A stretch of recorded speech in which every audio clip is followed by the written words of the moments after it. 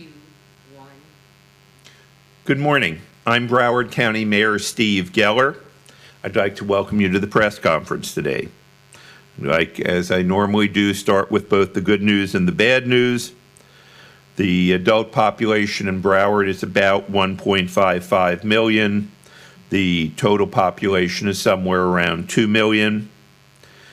As of June 1st, we had vaccinated more than 59% of the Broward population.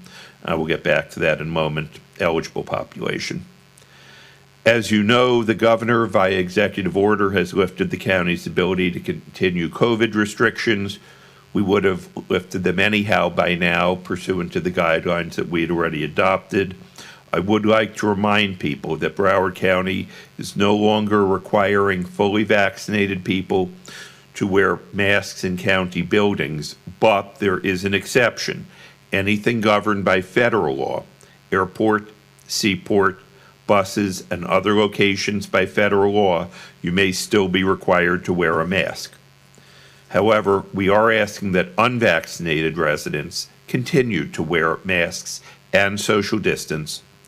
We are asking that Broward residents, visitors, and businesses use the honor system, common sense, and wear masks and social distance where appropriate. Our positivity rate is 2.1 as of June 1st.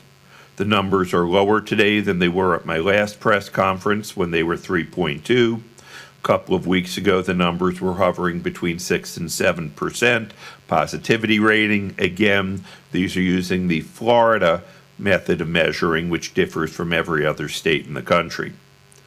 As we discussed, the Health Foundation of Broward, in partnership with the Department of Health, the Children's Services Council, and the Broward County Office of Public Communication, has launched a vaccine awareness and acceptance campaign to educate residents about COVID-19 vaccine safety and the importance of getting vaccinated in order to overcome vaccine hesitancy in the community.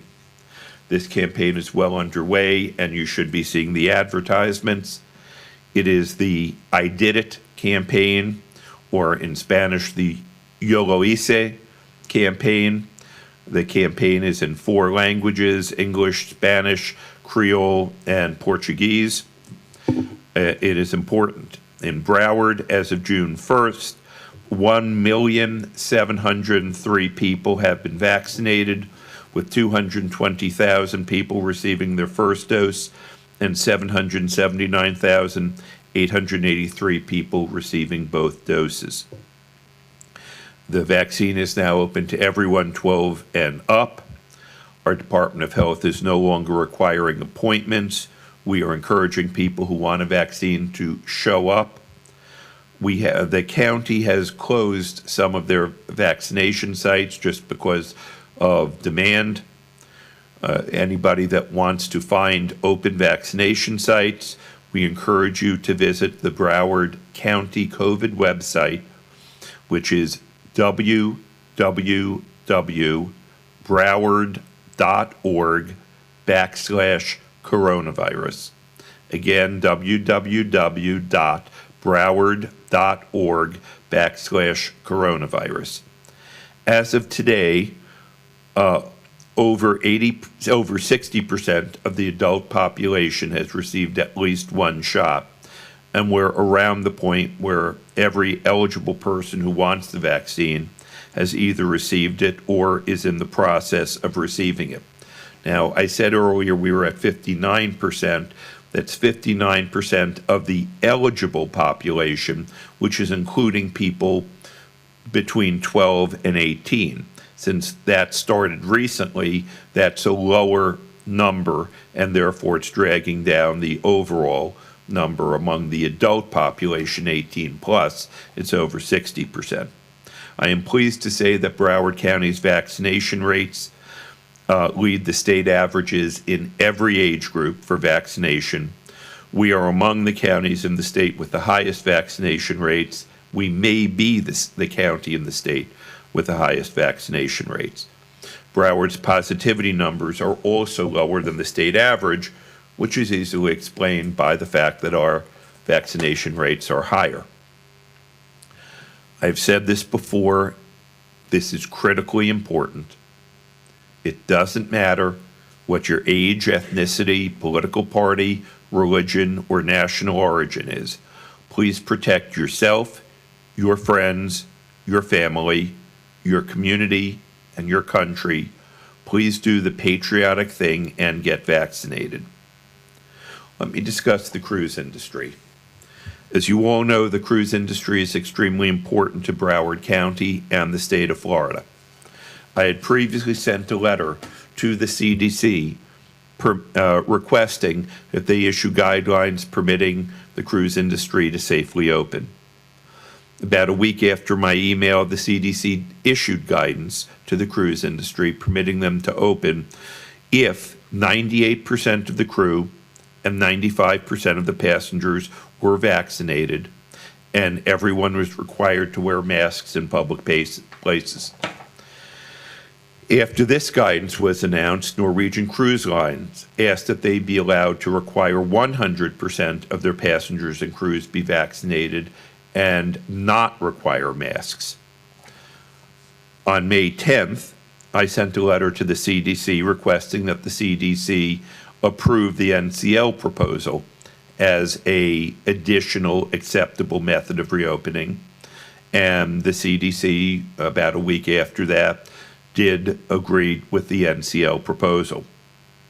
However, all options provided by the CDC do require proof of vaccination, and Governor DeSantis has issued an executive order prohibiting company from asking for proof of vaccinations, threatening them with a $5,000 fine per person if they ask for this. I've been practicing law for 39 years. I can tell you that when you're dealing with interstate and international commerce, it's pretty clear in the Constitution the federal government has jurisdiction this. NCL has threatened to leave the state if they can't sail from Florida. I understand that. This morning, and we've given you copies of this morning, I, along with Mayor Trantalis of Fort Lauderdale and Mayor Levy of Hollywood, because most of Port Everglades is actually located in the city of Hollywood, the three mayors with jurisdiction over Port Everglades sent a letter to Governor DeSantis asking him to reconsider his position and allow for the cruise industry to require vaccinations from both their crew and passengers. The studies that we have seen show that 80% of potential passengers on cruise ships are not going to be comfortable with going on the cruise ships without knowing that their fellow passengers and crew have been vaccinated. In our letter, the three of us applauded Governor DeSantis for his earlier efforts working with the CDC and asking the CDC to reopen the cruise industry, because all three of us feel that it is important, the three mayors all feel that it is important to reopen the cruise industry for the economy of Broward County. We applaud the governor for his prior acts trying to reopen the cruise industry. We are asking him now to continue his acts to reopen the cruise industry, and the only way we see that occurring is if the executive order is relaxed. And that's why we sent that letter. Let me briefly discuss a different topic, film. As you're aware, we held a film summit about a month ago. We are working with Dade County to meld our film incentive programs.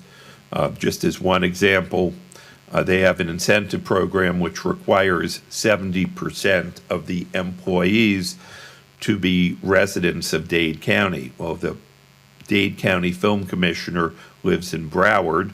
I'm the mayor of Broward. My chief of staff lives in Dade. The line between Dade and Broward is largely fictitious. It is visible on political maps, but that's the only way it's visible. So we're trying to work with joint programs that say you can live in Dade or Broward and still be eligible for the film incentives. We are working on getting economic incentives from the county. Again, we are hoping that this will lead the state of Florida to reinstate their film program. Wasn't long ago where Florida had the third largest film program in the nation after New York and California. We're no longer in the top 20 after the state eliminated the economic incentives. Florida is the only state in the southeastern United States that doesn't have a statewide film incentive program. We're hoping that our incentives will help in some way.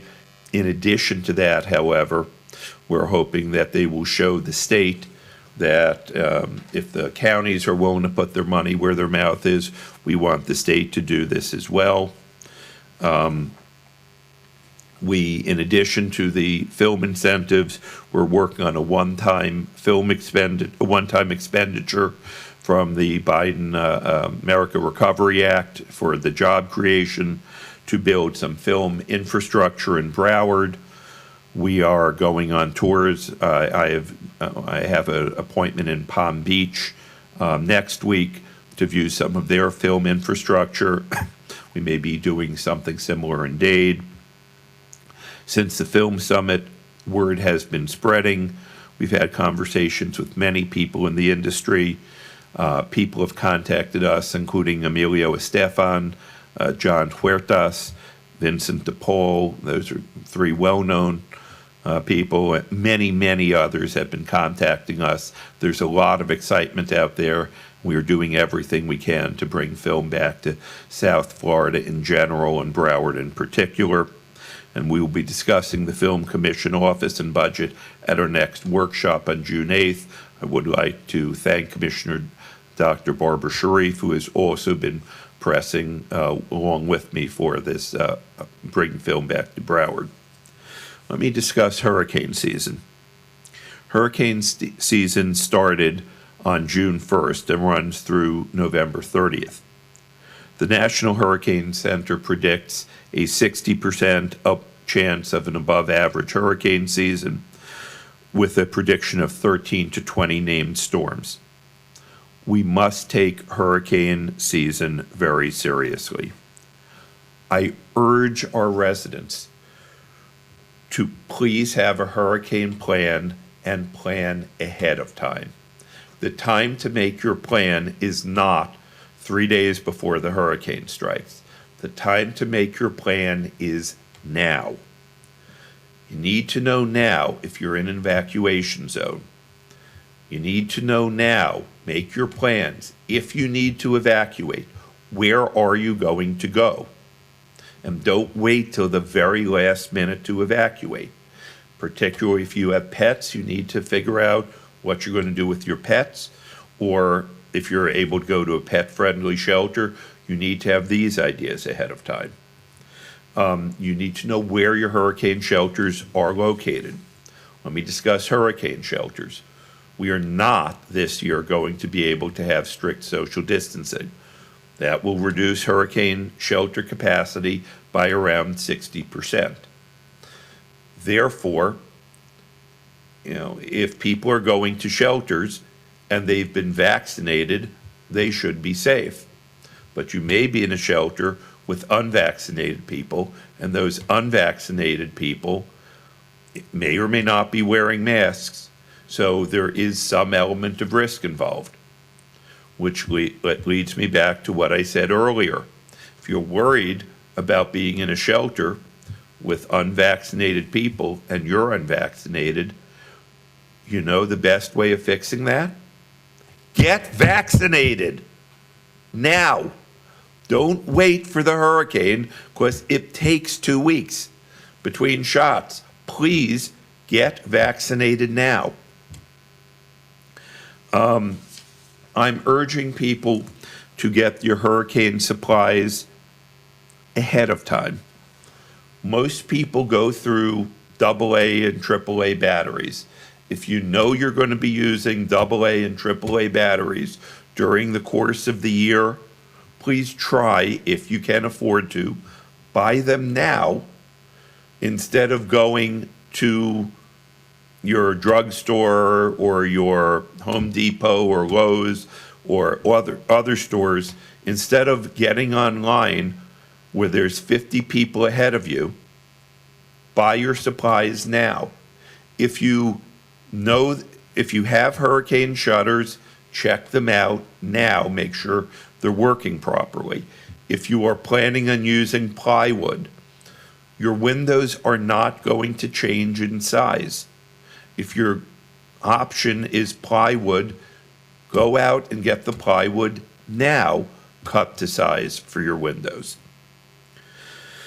If you have disabilities, health issues, special needs, etc., please sign up now for our vulnerable population registry so that emergency workers can help during a hurricane situation. Again, a little planning now can avoid a lot of heartache in the week before a hurricane strike. Please visit broward.org/hurricane to register for the Vulnerable Population Registry, find out where the closest shelters are, what your evacuation routes are, and receive other useful information. That website again is broward.org/hurricane to register and get information on that site. Yesterday, I attended in West Palm Beach a joint meeting of the Broward and Palm Beach County Water Boards. I've mentioned before my substantial fear of flooding in Dade, Broward, and Palm Beach County because of the canal system, which was built approximately 75 years ago and will not be able to drain properly because of rising sea level. It is gravity fed, meaning the higher inland water drains to the lower ocean water. That works fine as long as the ocean water level is lower than the inland water level. However, because of sea level rise, we're reaching a point where we're not going to be able to drain anymore through the canals out to the ocean. Now, everybody knows we have sea level rise. The problem is it seems to be increasing. We have been told that we have somewhere roughly between 8 and 12 years before we're not able to properly drain any longer. And we've also been told that our best case scenario is probably 15 years before we've been able to fix the canal system. The good news is last Friday, the president's budget came out and there was $500,000 in it to initiate the restudy of the Central and South Florida canal system. Again, that's very important that we're in the president's budget. Of course, it's $500,000. The initial estimated cost is $1.8 billion, and it still requires congressional authorization both for the study and for the budget, but I'm a lot happier than I was 2 weeks ago when we weren't sure that we were going to be in the budget at all. But we need to understand this is something we need to pay attention to, because unfortunately, we are going to have drainage problems. It appears to be unavoidable about a decade from now. Hopefully, it will be relatively short term, but as I said, I would not be surprised if substantial swaths of western Broward are flooded during significant rain events, and watch your pets so that the alligators won't get them. I'm very nervous about this. Let me discuss, and this will be the last topic, the county commission meeting that we just had and some of the major topics that were discussed. There was discussion on a ballot referendum to establish a countywide elected weak mayor. It requires 6 votes out of the 9 commissioners. It did not appear to have that many votes in order to pass that, but it will be voted on at our next commission meeting on the 15th. There is an issue that came up involving Feeding South Florida. Feeding South Florida is a very important program. It is, for the last 20 years, it has been running the state of Florida agricultural program down here, distributing food in Broward County. When I had leftover campaign funds, the bulk of my campaign funds went to Feeding South Florida. When I had excess office funds you're able to transfer some leftover campaign funds into an office account. When I closed that out, I gave the bulk of that to Feeding South Florida. I think they're a wonderful organization that has been here for, decades. It is horrible that food insecurity is still as big a problem as it is in Broward County, but it is a fact that we cannot ignore. Unfortunately, due to a recent RFP, the Department of Agriculture has voted to take that contract away from Feeding South Florida and award it to another program that simply, as far as everybody that I've spoken with can tell, simply doesn't have the same resources or contacts that Feeding South Florida does. The other organization is a wonderful organization as well, but it has been focused on other areas of the state, and it has been focused more on getting food from the agricultural community to food banks like Feeding South Florida, as opposed to direct distribution with Feeding South Florida does. Broward County Commissioner Lamar Fisher brought up a motion to ask the Florida Commissioner of Agriculture, Nikki Fried, to reconsider this decision. It ended up with all 9 of the Broward County commissioners co-sponsoring that resolution.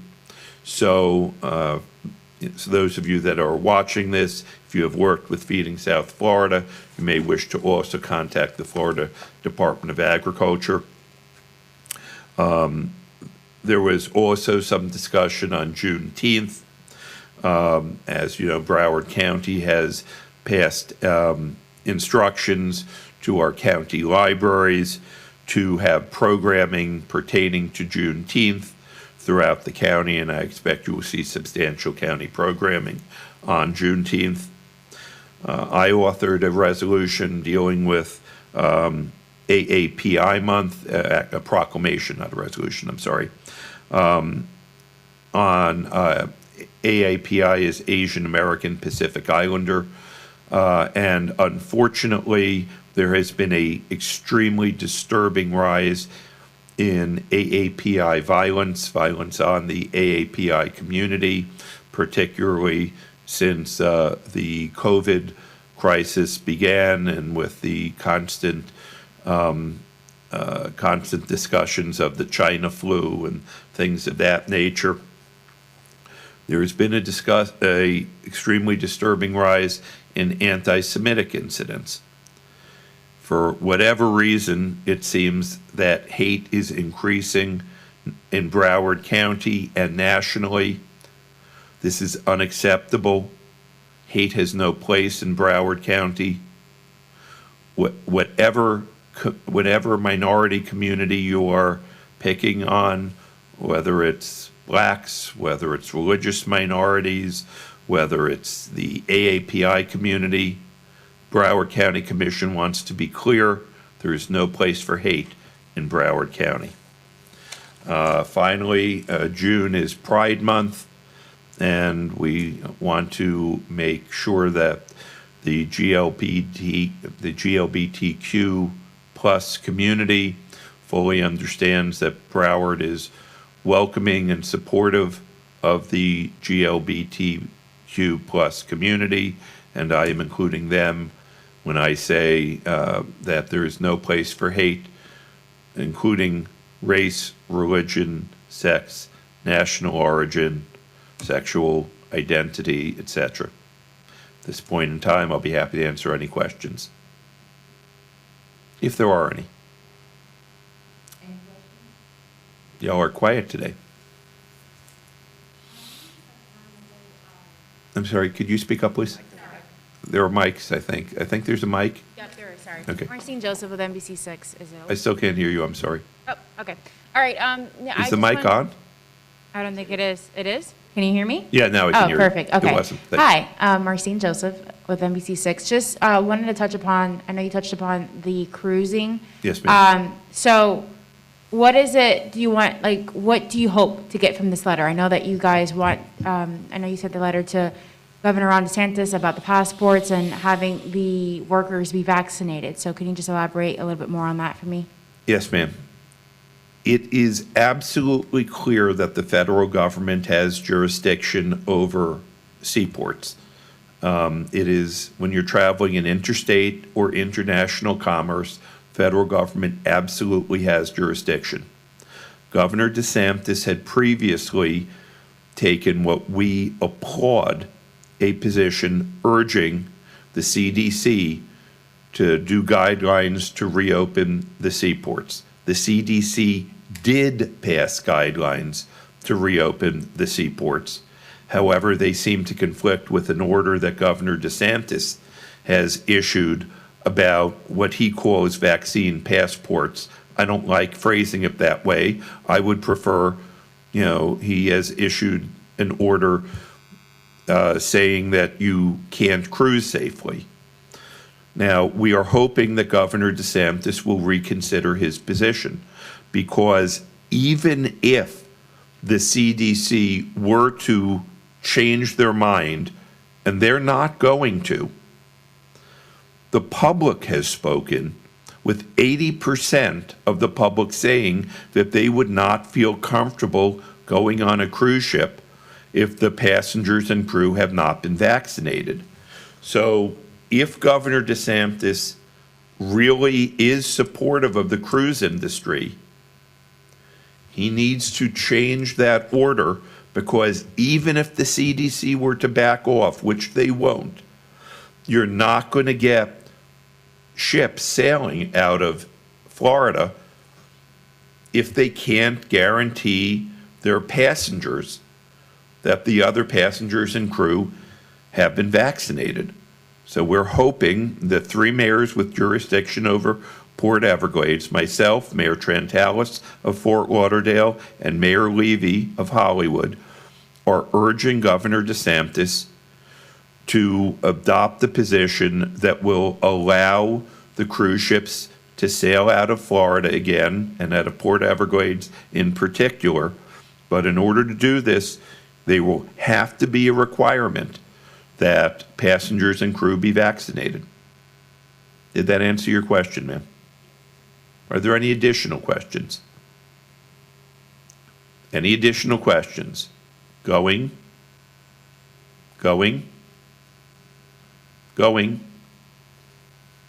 Gone. Thank you for being here today.